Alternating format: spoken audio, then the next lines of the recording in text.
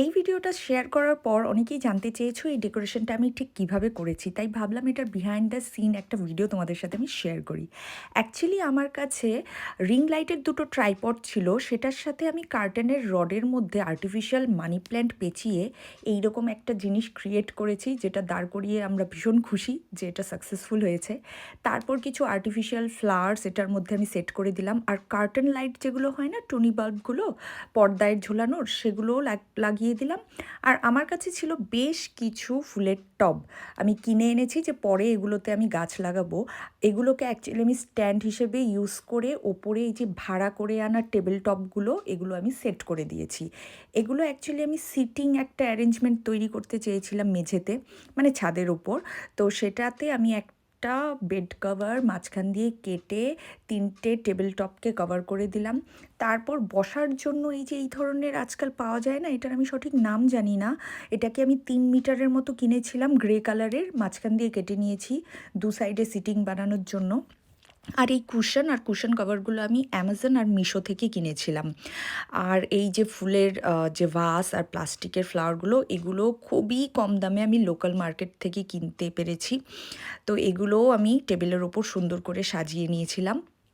আর তারপর আমি কিনেছিলাম বিয়ারের বোতল, মানে এম্পটি বিয়ারের বোতল কাবাড়িওয়ালাদের কাছ থেকে 2 টাকা করে নিয়েছিল। সেগুলোর মধ্যে এই ধরনের ফেয়ারি লাইটগুলো আরামসে অনলাইনে পাওয়া যায়, যেগুলো খুব সুন্দর লাগে দেখতে টেবিলের উপর সাজালে। তো কম দামে আমি এটাই ভাবলাম যে এটাই ভালো লাগবে। তো এইভাবে আমি সেট আপটা করে নিলাম। দিনের বেলায় দেখতে অনেকটা এই ধরনের ছিল, মানে একদম একটু বহো বহো টাইপের একটা থিম। তো রাত্রে কেমন লাগবে আমি জানতাম না। তো যখন অন্ধকার হয়ে গেল তখন আমি যত এই আর্টিফিশিয়াল লাইটসগুলো আছে, এই আর্টিফিশিয়াল ক্যান্ডেলগুলো আর এই লাইট যেটা আমি তৈরি করেছি সস্তায় পুষ্টিকর, এগুলো সব আমি জ্বালিয়ে নিলাম। জ্বালিয়ে নেওয়ার পর ভাইবটা ভীষণ সুন্দর লাগছিল, তোমরা দেখতেই পাচ্ছ ভীষণ সুন্দর লাগছে। এই ওপরের লাইটগুলো আমাকে মানে হেল্প করেছে আমার এক বন্ধু এগুলো লাগানোতে। আর আলটিমেটলি যে ব্যাপারটা এসেছিলো, ব্যাপারটা ফুল এইরকম ছিল। আমরা ওখানে একটা মিউজিক বক্সও রেখে দিয়েছিলাম, ভাইবটা ভীষণ সুন্দর লাগছিল। আর ধীরে ধীরে সন্ধেবেলায় সবাই আসছে। ও হ্যাঁ, বলাই হয়নি, এটা আমার হাজব্যান্ডের পোস্ট বার্থডে সেলিব্রেশন ছিল। ও দিল্লিতে ছিল ওর বার্থডে টাইমে। তো আসার পরে আমি ওকে এই ধরনের একটা পার্টি অ্যারেঞ্জ করে দিয়েছি, আমার অনেক দিনের ইচ্ছে ছিল। এইটা ছিল বার্থডে কেক, অ্যান্ড আলটিমেটলি এখানে সবাই আমরা বার্থডে সেলিব্রেট করছি। আর সবাই এখানে কেক কাটাকাটি হচ্ছে, সবাই বসে গেছে, ওর বন্ধুবান্ধবরা, স্পেশালি ওর বন্ধুবান্ধবরাই ইনভাইটেড ছিল। আমার শ্বশুরমশাই শাশুড়ি মাকেও কেক খাইয়ে দিচ্ছে, ওনারা ওকে কেক খাইয়ে দিচ্ছে।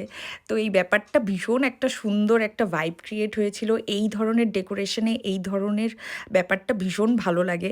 সামনে সবাই সবাই বসে মুখোমুখি গল্প করা যায়, স্টার্টারগুলো এনজয় করা যায়, কেক টেক কাটিংয়ের ব্যাপার থাকলে সেটাও ভালো লাগে। আর তোমরা এখানে দেখতেই পাচ্ছ আমার শ্বশুরমশাই আর শাশুড়িমা ভীষণ এনজয় করছে, নাচানাচি করছে। তো এই কেকের পর্বটা শেষ হওয়ার পরে সবাই বড়রা সবাই নিচে চলে গেছে, আর আমরা ওপরেই ছিলাম। ওপরে আমরা বোনফায়ারও করেছি যেহেতু ঠান্ডার টাইম ছিল। এটা অ্যাকচুয়ালি আমি জানুয়ারি মাসে করেছিলাম, অনেক লেট হয়ে গেছে এটা আপলোড করার জন্য।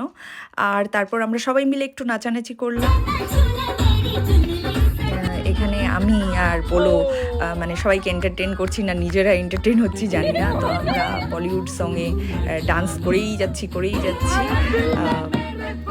ওর বোন, মানে আমার ননদ, আমার যা, ওরা সবাই খুব এনজয় করছে। অ্যাকচুয়ালি ওরাও আমার ফ্রেন্ডের মতো, সবাই ভীষণ এনজয় করলাম। আর এই ধরনের নাচানাচি করে একদম লাস্টে সবাই ডিনার করে বাড়িতে চলে গেল। অ্যাকচুয়ালি ওটার ফুটেজ আমার আর নেওয়া হয়নি। তো তোমাদের এই ব্লগটা কেমন লাগলো আমাকে অবশ্যই জানিও। দেখা হবে নেক্সট ব্লগে, বাই।